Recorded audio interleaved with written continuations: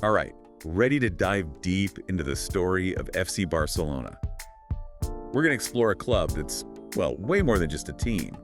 Get ready for some Catalan pride, those fierce rivalries, and a history that's seriously captivating. It's amazing how much of the story goes all the way back to the very beginning. You mean like Joan Gamper's ad in that newspaper, Los Deportes, back in 1899? I mean, you talk about humble beginnings. Right. It just shows you even the biggest names start somewhere small. But Gamper, he had this unique vision. Well, he was Swiss, right? So maybe that outsider perspective helped shape things. Yeah, and Barcelona was such a mix of cultures back then. I think Gamper really wanted that reflected in his team. You know, when he put out that call for players, he was looking for a diverse group. So it wasn't just about finding the best players, it was about building something bigger. Exactly. He wanted to bring people together. And get this, he insisted that Catalan, not Castilian, be the club's official language. Whoa. That's a bold move for the time. Wasn't Castilian the main language in Spain then? It was. So for Gamper to choose Catalan, that was a statement. Like, FC Barcelona wasn't just about sports, it was about Catalan identity. Especially with all the political stuff going on back then. Catalan identity was, like, being suppressed. And here's this club right in the heart of Barcelona, basically waving the Catalan flag. Exactly. And that connection between FC Barcelona and Catalan identity, man, it just kept getting stronger. Like, you know, their stadium got closed down for 6 months in 1925. Wait, really? I must have missed that. What happened? Well, during a game, the fans started jeering the Royal March. It was a direct challenge to the dictator, Primo de Rivera. Wow. They were using the stadium as like a platform for protest. They were, and it shows how much the club's history is tied up with the politics and society of Catalonia. I bet that spirit of defiance only got stronger during the Spanish Civil War and under Franco, right? Oh, absolutely. Imagine this. Their name was changed, Catalan symbols were banned, their offices even got bombed. That's heavy stuff. It's like they were trying to erase FC Barcelona's cultural identity completely. So how did they even survive all that? It's like the oppression just fueled them, you know? They became a symbol of resistance for the Catalan people. They weren't just playing football anymore. They were playing for something much bigger. Exactly. And you see that in players like Laszlo Kubala, who came up after the war. He was a symbol of hope, a sign that things were going to get better. And then, of course, they built Camp Nou in 1957. That must have been a huge deal. Oh, it was like a statement that FC Barcelona was back and ready to take on the world. It's a pretty iconic stadium. It really is. It's more than just a stadium, though, you know? It's like a symbol of their spirit. And believe it or not, it's also the place where a pretty surprising discovery was made. Okay, now you have to tell me more. What discovery?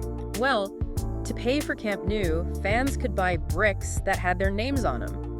And one of those bricks, right there at Camp Nou, has the name Santiago Bernabeu. Wait a minute, are you serious?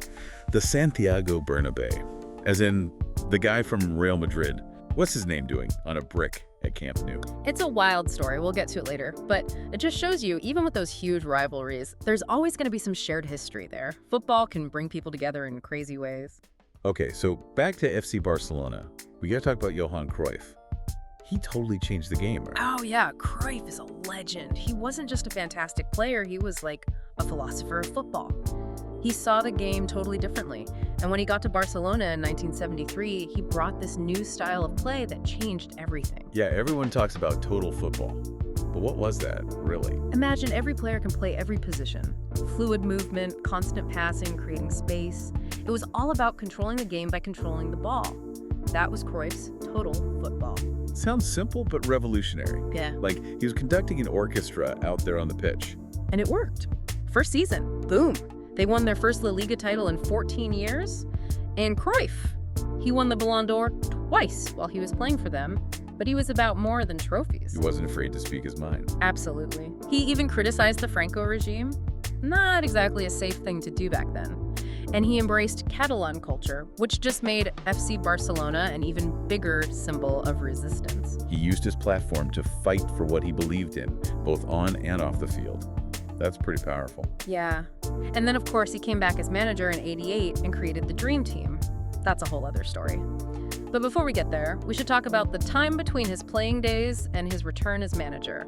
It was a period of transition. Managers like Bobby Robson and Louis van Gaal, they were kind of setting the stage for what was to come. Robson brought in Ronaldo, who was just electric. And Van Gaal, he really developed La Masia, their youth academy. That's where some of the best players in the world came from. It was a time of wins and losses, but it all led up to 1988 when Cruyff came back as manager, ready to build on what he started years before.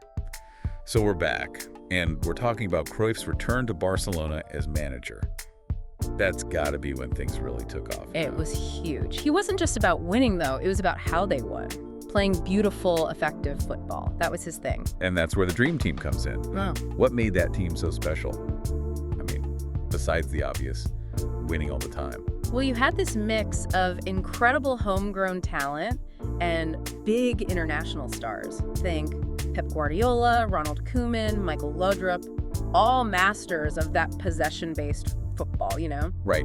And then you have guys like Albert Ferrer and Guillermo Amor coming up from La Masia, hungry to prove themselves. So it's like experience mixed with that youthful energy. Exactly, a perfect storm. But it wasn't just the players. Cruyff's coaching, that was something else. Yeah, I've heard he was a real motivator. Demanding. Oh, he was, but he also fostered this culture of trust. He gave his players freedom, but within a system. Like a controlled chaos kind of thing. Yeah, you could say that. They had individual brilliance, but they were disciplined too. And that's what led to all those La Liga titles, right? 4 in a row. Yep. From 91 to 94, dominated Spanish football. And then in 92, they did something truly special. They won the European Cup. First time in the club's history. Wembley Stadium, they beat Sampdoria, a free kick goal from Ronald Koeman in extra time. It was like everything Cruyff had built, it all came together that night. So that was like the peak, right? It was a huge achievement, no doubt. But things weren't always smooth sailing with Cruyff. What do you mean? He was a strong personality, clashed with the board sometimes, eventually led to him leaving in 96. But even after he was gone, his impact, man, you could still feel it. So he set the stage for everything that came after, like planting a seed. Exactly. And speaking of seeds, let's talk about one of his most famous disciples. Pep Guardiola. But before we get to Pep, we got to talk about the years between Cruyff leaving and Pep coming in. Right. They had some good managers during that time, didn't they? They did. Bobby Robson, Louis van Gaal, they both tried to keep the success going while, the whole football landscape was changing. Robson had that crazy season with Ronaldo. And Van Gaal, he really focused on La Masia, that youth academy. Van Gaal knew the importance of building from within. He won 2 La Liga titles, but couldn't quite get it done in Europe, so he moved on. And then Joan Laporta came in as president in 2003. He was young, ambitious, wanted to bring Barcelona back to the top of Europe. Laporta made some big moves. First one, he appointed Frank Rijkaard as manager. Rijkaard, he played with Cruyff, right? Back in the day. Yep, back in the Dutch national team. He brought that same attacking philosophy to Barcelona, but Laporta, he wasn't afraid to spend some money. And that's when they got Ronaldinho. 2003, Ronaldinho changed everything. He brought this joy to Camp Nou, this flair that had been missing. I remember watching him thinking, this guy's on another level. He was a magician with the ball, and he was a winner too. Led them to their first La Liga title in 6 years. It was like a revival, a return to that classic Barcelona style.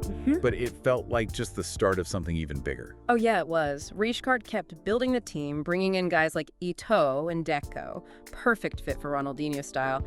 And then you have this young Lionel Messi coming up from La Masia. Messi. Yeah. It's crazy to think he was just getting started back then. Right. And then in the 2005-2006 season, it all clicked. They had that perfect mix of experience and young talent. They believed in Rijkaard's system, and boom. They won the Champions League. Beat Arsenal in the final. It was a special night for Barcelona fans.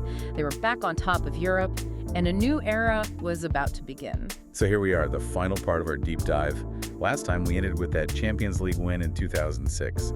Things are looking pretty good for Barcelona. They were on top, but football's always changing, right? What's amazing is they didn't just keep up, they got even better. And that's where Pep Guardiola comes in, right? Yeah. He's practically a legend at this point. He's the one who, you could argue, took Cruyff's ideas and made them even better. So what was it about Guardiola? What made him so different? He was a football nerd in the best way possible. Tactical genius. He took total football and made it even more complex, demanded everything from his players. I've heard he was obsessed with details, like analyzing every little thing about their opponents. Oh yeah, he was intense. His training sessions were legendary, pushing those players to their limits. But it wasn't just physical, it was mental too. He was shaping their minds, teaching them to think like him on the pitch. And of course, he had Messi. Messi, yeah. Under Guardiola, he became the best in the world. It's like they were made for each other. Guardiola gave Messi the freedom to create, but within this incredibly well-organized system. And it worked. I mean, Guardiola's first season, 2008-2009, they won the treble. La Liga, Copa del Rey, Champions League, all in one season. No Spanish team had ever done that before. And they did it playing some of the most beautiful football anyone had ever seen. Tiki-taka, they called it. All that passing. But they were so aggressive, too. They suffocated teams, won the ball back so fast, it was a machine, and they did it again in 2011, another Champions League title. Beat Manchester United. Total domination. Those were the glory days, right? No doubt about it. But even the best times come to an end. Guardiola left in 2012. Yeah. Big shoes to fill after that. It was tough. His successor, Tito Vilanova, he sadly passed away. And while Barcelona kept winning trophies with other managers, it wasn't quite the same. Like the magic was fading a little. And then Neymar left in 2017. That was a big blow. Went to PSG for a record fee. They tried to replace him, but it wasn't easy. And off the pitch, things were getting messy, money problems, fans were unhappy. The Bartomeu era, right?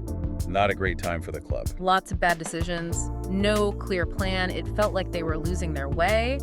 And then 2021, Messi left. It was a sad day for football. Messi, the heart and soul of Barcelona, gone. It felt like the end of an era.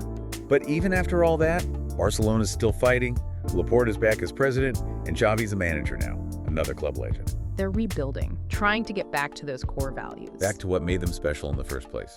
It's a work in progress, but there's hope. You can see glimpses of that old magic coming back.